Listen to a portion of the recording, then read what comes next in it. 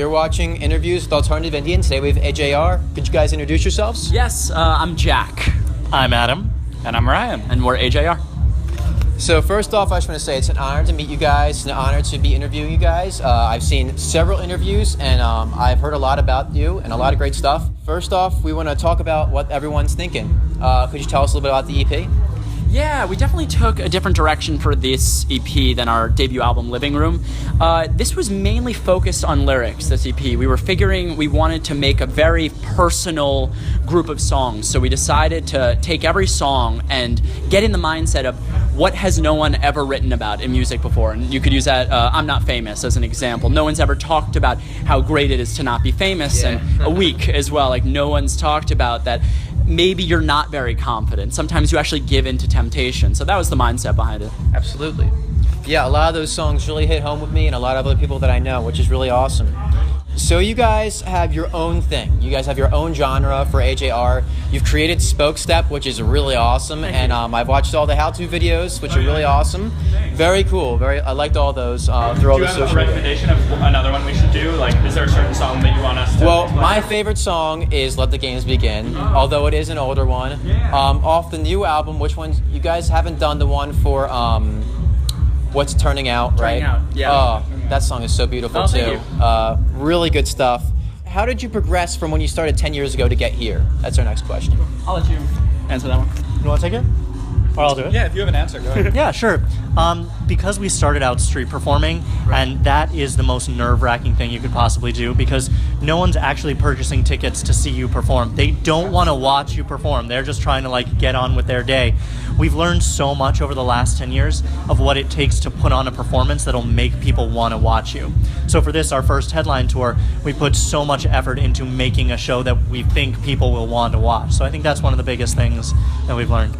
So, good answer.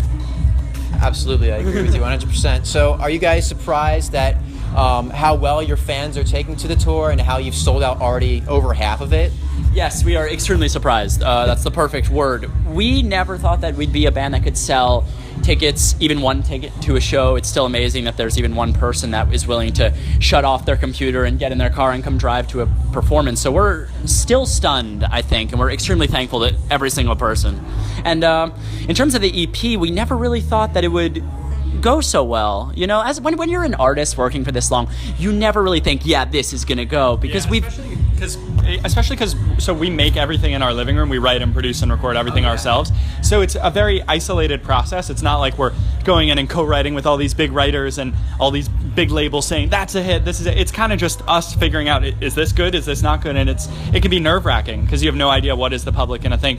So as soon as you put out a body of work and you get to see numbers on it and you get to hear people's reaction, it's so gratifying. So you guys have come so far from when you first started. How much farther do you think you guys would be willing to go? Could you ever see yourselves selling out arenas or being on Ellen or the Jimmy Fallon show? I could see us wanting to sell out the arenas, actually selling them out, who knows? We never thought we'd get to this place. So, I mean, we're going to keep working. We really just love this. Not an ounce of us has any intention of quitting. So, yeah, we're just going to keep working and see what happens. I also saw in a previous interview that you guys all have significant others. Could you tell us? Was that the Zach Sang interview that you saw? I did watch the Zach Sang interview. A lot of interesting back-to-back with you, especially. It's all true. It's all true. Very cool. I actually can really relate to you guys. I have a girlfriend back in Naples, so we're doing long distance. I live right outside of Orlando, and she lives in Naples, so we have difficult times sometimes, but we stay together. And I want to know if is it difficult to keep in touch with them? How often do you guys talk to them? That's a good question. We've never been asked that before. I think for all of us, we make it a priority. It's really nice to have someone back home that's so supportive of us, because when we're on the road, it's really just the three of us. So it's nice to have someone back home that can write to us being like, good luck with the concert. I like this about it, So it's very nice. We try to keep in touch with them as much as possible. If I could give advice about a long distance, make sure that your significant other has a lot going on too, because it's tough if you have a lot going on and they're just watching it all happen, then it could start being kind of dysfunctional. But if they have their own goals and aspirations, then you're kind of working in a parallel way. That's true. Yeah. That's really good. I actually moved from Pennsylvania to Florida. And it was a really difficult time for me, probably like one of the worst years I had to go through because I had to leave senior year. And music really helped me through it. And I just want to tell you guys that I bonded through your music with a lot of my new best friends. Really? So like my one best friend, we really bonded through Let the Games Begin and Woody Allen and I'm Ready.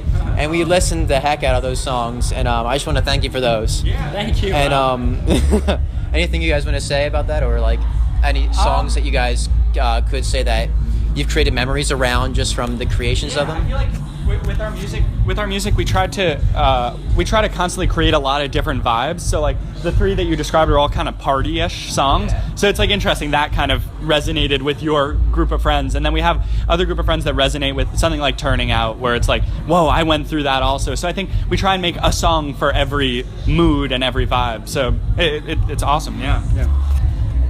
Sweet. So, being brothers, do you guys ever get into fights? I mean, like I know I get into fights with my sibling every once in a while, but you know, spending all this time together, is there any ever fights at all?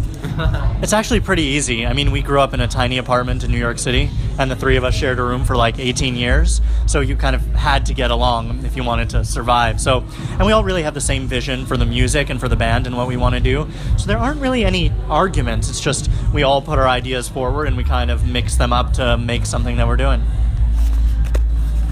Very cool. So, do you see any other artists mimicking or using Spoke Step that you created, or do you plan on like helping any other artists create it because you have also helped other artists write music and stuff? That's a great question. So we've been using that sample machine for how many years? Since we started, 4 or 5 or 6 years, and we basically started on stage. This guy John Bellion does the same thing, and absolutely. he's like way bigger than us. He's really blown up, and a lot of people say I've been like, oh, you just copied the thing from John Bellion. We've been doing that for a pretty long time, so I think definitely longer than him. So yes. I know that, at least from what we've been watching. So yeah, I mean, I think we're in similar lanes. Like artists like him and 21 Pilots kind of do that sort of weird EDM-y Spoke Step thing. I wouldn't say anyone's mimicking us, though. I think people all have unique ideas, and they just, they run with it. Yeah. You want to say something? Or? We like to lend kind of our abilities or whatever to other artists. We do a lot of remixes for other artists, and we write for other artists. So in that way, I love just developing other people's sound and their writing and their production and stuff. That's really fun for us. Very cool. So let's talk about AJR. How'd you just figure out how you're going to make the order of the words? So why not just have it JAR or RJA? We did. We had it every variation you could think of, and I think AJR just kind of flowed the best. It's also alphabetical. I don't think we realized that until recently, but that's a good answer to give. Yeah, it just kind of sounded the best. We had AJNR, right? Yeah, AJAR. AJAR, Adam, Jack, and Ryan, AJAR, so all of those were not good, so we eventually landed on just AJR. Very cool. So for our final question, in Come Hang Out, you have people saying you can get a real job. So if you could have a real job, other than being awesome stage performers, what would it be? I would go into film. I mean, like, that's kind of the same thing where it's extremely risky and it's not really a real job until you get successful, but I would definitely be in something film-oriented, like writing or directing. Something in, like, international negotiations, something, like, political like that, probably, yeah. I would, same with Jack. I would probably go into film. We direct a lot of our music videos and stuff, and that's definitely a parallel career that we want to have. Very cool. I wanted to thank you guys for writing from your hearts, from really personally throwing these lyrics out there and not expecting what to get back, but from what you created, you've touched a lot of people, and it's been really impressive. Wow, you're really nice. Thanks so much. Thank you very much for the music, and I can't wait to hear more. Sweet. Thank you. Thanks for being on the show. Absolutely, yeah. Thanks so much, man. Thanks so much. Thank you. All right. We'll see you guys next time on Alternative Indian. Bye-bye. No, thank you is how it should have gone. I should stay strong, but I'm weak, and what's wrong with that? Boy, oh boy, I love it when I fall for that. I'm weak, and what's wrong with that? Boy, oh boy, I love it when I fall for that. I'm weak. Hey guys, if you enjoyed this interview, you can go ahead and click the subscribe button in the top left corner, and you can check out our other interviews on the right in the other boxes. You can also find us on Twitter, Instagram, and Facebook.